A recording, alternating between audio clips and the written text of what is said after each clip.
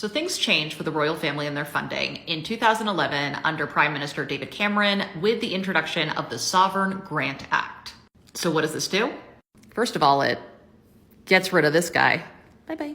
So the Sovereign Grant takes the 3 previous grants that make up the civil list, consolidates it into one annual grant. It's paid by a percentage of the Crown Estate's annual net income by the government. It's a bit convoluted, but it does appear to make more sense on paper or whiteboard.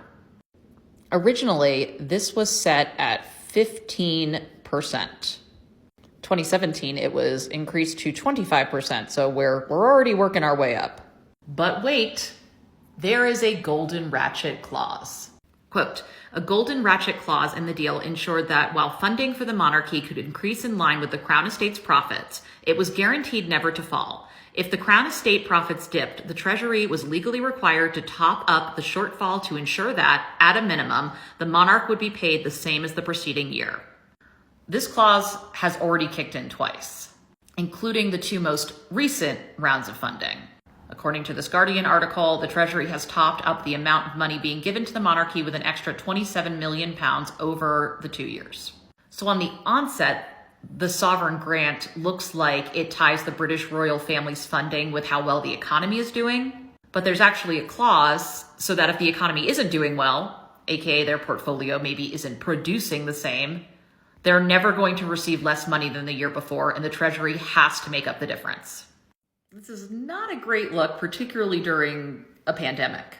According to this London economic article, the value of the family's portfolio, which includes rent from shops in Regent Street, shopping centers, retail parks, etc., has fallen by more than £50 million since the pandemic struck.